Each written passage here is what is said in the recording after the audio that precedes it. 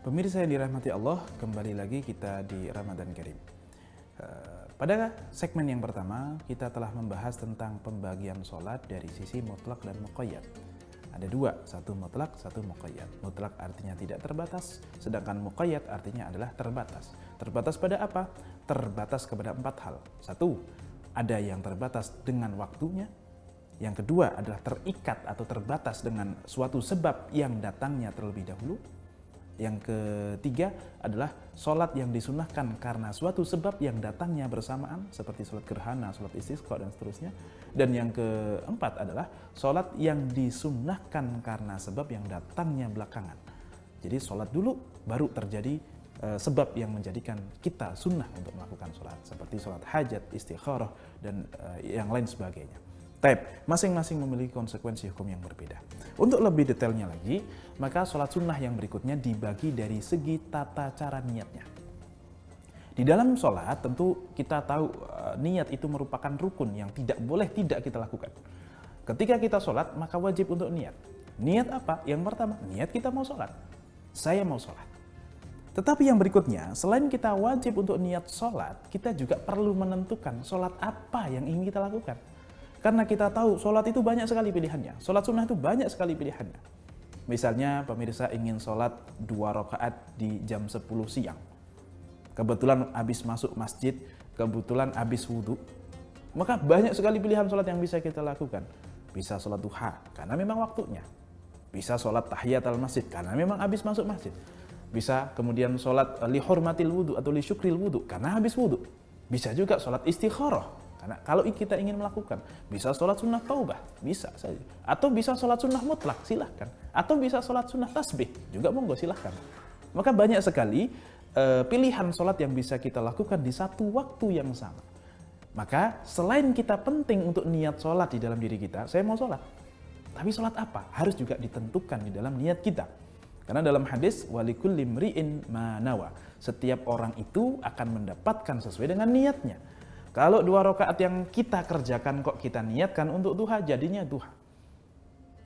Sebaliknya, kalau kita niatkan untuk tahiyatul masjid, jadinya tahiyatul masjid. Kalau kita niatkan untuk sholat sunnah taubat, jadinya sholat sunnah taubat. Maka para ulama kemudian mengatakan bahwasanya salah satunya adalah Syekh Nawawi Al-Bantani di dalam kitab Nihayatul Zain, jika sholat sunnahnya termasuk sholat sunnah yang muqayyad, yang terikat, baik karena waktu, baik karena sebab yang mutaqaddim, mutarakhin, atau yang muqarin dan seterusnya, maka wajib hukumnya untuk niat sholat plus sholat apa? Harus menentukan sholatnya. Jadi ketika kita Allahu Akbar itu saya niat sholat duha, harus disebutkan. Karena kalau tidak kita sebutkan bahwa kita ingin sholat apa, hanya saya pokoknya mau sholat sunnah, jatuhnya adalah sholat sunnah mutlak yang tidak ada judulnya, yang tidak ada namanya. Kalau mau sholat duha harus tentukan saya sedang mau sholat duha.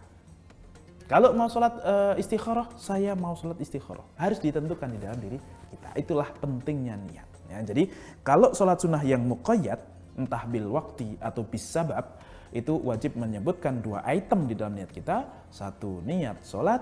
2 adalah niat atau penentuan sholat sunnah apa yang sedang kita lakukan. Begitu pula dengan sholat wajib. Kita wajib menyebutkan saya mau sholat yang hukumnya wajib, dan yang wajib itu apa? Zuhur misalnya. Nah, kalau sholat wajib 3 item.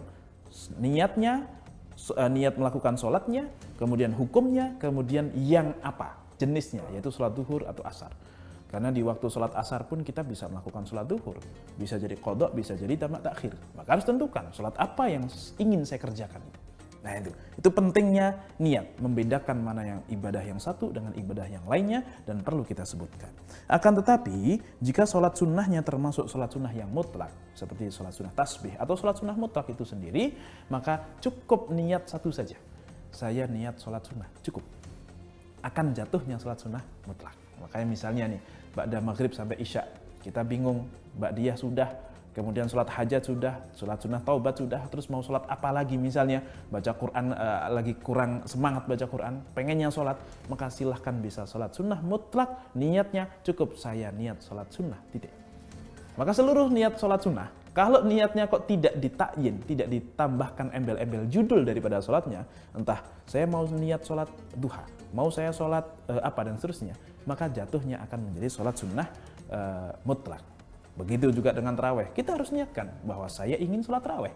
Kalau tidak, maka jatuhnya akan menjadi sholat sunnah mutlak biasa. Itulah pentingnya niatnya. Jadi niat memiliki fungsi satu untuk membedakan satu ibadah dengan ibadah yang lainnya. Dan fungsi yang kedua adalah untuk menambah pahala dan fadilah dari satu ibadah yang sama jika bisa kita niatkan dengan 2 niat atau 3 niat sekaligus. Contoh tadi, orang masuk masjid jam 10 siang setelah wudhu, maka dia bisa sholat duha, bisa tahiyat al-masjid, dia juga bisa sholat li syukril wudhu, dia bisa sholat sunnah hajat dan seterusnya. Maka dengan satu sholat mungkin bagi dirinya untuk meniatkan beberapa hal. Ya Allah, dengan 2 rakaat ini usolli sunnatal duha wa tahiyyat al-masjidi wa sunnata li syukril wudhu, dan sholat sunnah untuk syukur wudhu. Itu bisa kita niatkan dan insya Allah kita akan dapat pahala dari ketiga sholat itu. Atau mungkin contoh yang lain, tidak harus sholat, bisa jadi puasa sunnah. Orang berada di bulan Syawal, tanggal 15 atau tanggal 14 Syawal, kebetulan hari Senin. Banyak pilihan puasa. Mau puasa Senin kah? Atau puasa Syawal kah? Atau puasa Ayyamul Bid. Itu 3 sunnah. Maka daripada kita bingung mau puasa yang mana, udah niatkan ketiga-tiganya akan dapat ketiga-tiganya. Tapi kalau kita hanya niatkan satu saja, ya yang kita dapatkan hanya satu saja. Itulah esensi dari kata-kata wa innama likulli imri'in ma nawa. Setiap orang hanya akan mendapatkan apa yang ia niatkan. Semakin banyak ia niatkan, akan semakin banyak pahala yang ia dapatkan. Tentu dengan ketentuan, tidak semua ibadah kemudian bisa didobel-dobel niatnya. Hanya beberapa ibadah saja yang bisa, sedangkan yang lainnya juga tidak bisa. Ini butuh ilmu tambahan, ini butuh ilmu lebih lanjut. Tapi untuk sholat sunnah tahiyatul masjid, li syukril wudhu, itu bisa didobelkan. Untuk puasa sunnah itu juga bisa didobel-dobelkan niatnya. Maka mari kita perhatikan, mari kita maksimalkan, terutama di bulan Ramadan ini, supaya kita mendapatkan tambahan fadilah daripada pahala. Taib, itu pembagian sholat sunnah dari sisi bagaimana niatnya.